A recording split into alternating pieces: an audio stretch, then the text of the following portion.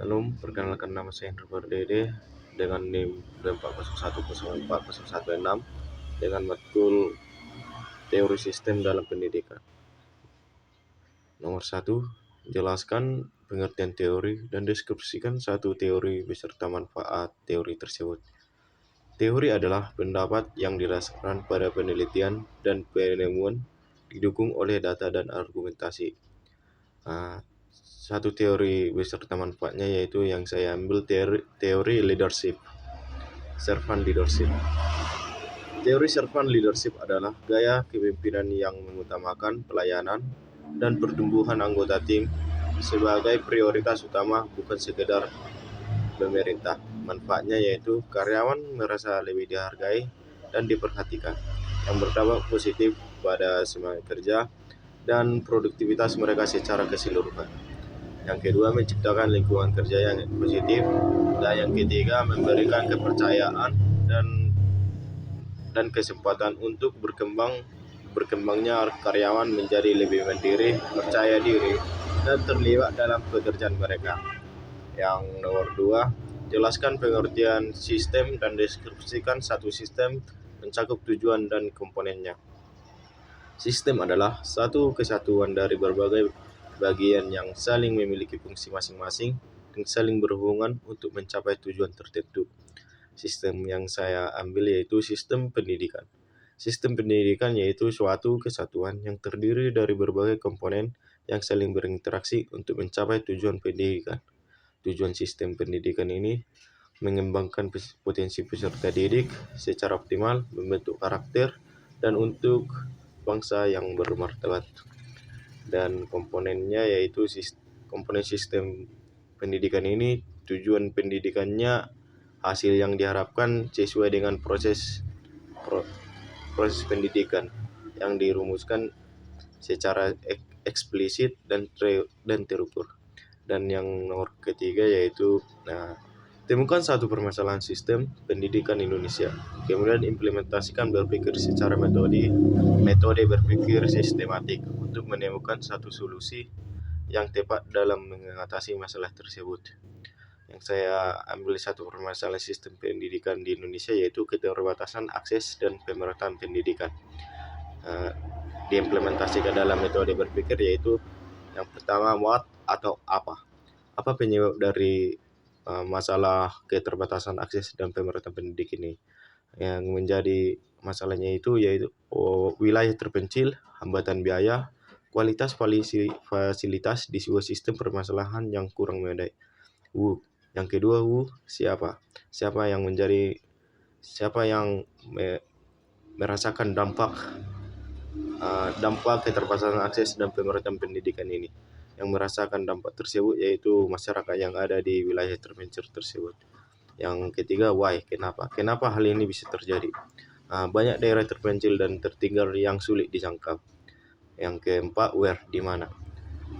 Di daerah terpencil yang sulit dijangkau. Yang kelima, when, atau kapan. Tidak memiliki titik atau tunggal, dan masalah ini menjadi isu utama dan mendesak yang dihadapi sistem pendidikan Indonesia. Yang keenam, how, atau bagaimana. Bagaimana hal ini bisa terjadi. Jarak yang jauh dan transportasi yang tidak memadai di daerah terpencil. Solusi yang dapat dilakukan yaitu pembangunan dan peningkatan infrastruktur pendidikan seperti pembangunan jalan dan penyediaan transportasi untuk memudahkan siswa dan guru mencapai sekolah, dan peningkatan kualitas pemerataan tenaga pendidik. Yang soal nomor 4 yaitu jelaskan tujuan dan manfaat mempelajari teori sistem. Yang pertama, mempermudah mencapai tujuan organisasi, meningkatkan evaluasi perencanaan. Nomor 5, jelaskan apa saja aksioma dalam teori sistem. Yang pertama yaitu sentralitas. Sistem yang terdiri dari dua pasang proporsi seperti kemunculan dan hierarki, komunikasi dan kontrol. Yang kedua, kontekstual. Sistem dipengaruhi oleh keadaan dan faktor-faktor yang melingkupi sistem. Yang ketiga, desain. Sistem direncanakan, dipakai, dan dikembangkan sesuai tujuan. Yang keempat, tujuan. Sistem mencapai tujuan tertentu yang hendak dicapai. Yang kelima, informasi. Sistem membuat, memiliki, mentransfer, dan memodifikasi informasi. Yang keenam, operasional. Sistem berfungsi, menghasilkan, dan kinerja. Dan yang ketujuh, keberlangsungan hidup. Sistem mampu mendeteksi perubahan dalam lingkungan operasional untuk memastikan keberadaan yang berkelanjutan. Soal nomor keenam, jelaskan konsep teori sistem umum atau general system theory dan implementasinya dalam bidang pendidikan. Konsep teori sistem umum yaitu kerangka kinerja interdisipliner yang mempelajari prinsip-prinsip umum yang berlaku pada berbagai sistem, baik alam maupun sosial, dan sistem yang mempelajari interaksi elemen-elemen yang kompleks. Sistem teori umum mempunyai 3 jenis sistem, yaitu sistem terbuka open system, sistem tertutup closed system, dan sistem terisolasi isolated system. Implementasinya dalam bidang pendidikan yaitu komponen yang saling berhubungan dan berinteraksi seperti input atau masukan meliputi peserta pendidik, dan tenaga kependidikan, fasilitas, dana, dan teknologi. Yang kedua, proses meliputi kegiatan belajar. Yang ketiga, output atau keluaran meliputi kelulusan yang memiliki pengetahuan dan lingkungan atau memiliki pengetahuan. Yang keempat, lingkungan atau eksternal. Faktor di luar sistem yang mempengaruhi seperti sistem politik, sosial, dan pemerintah dan budaya.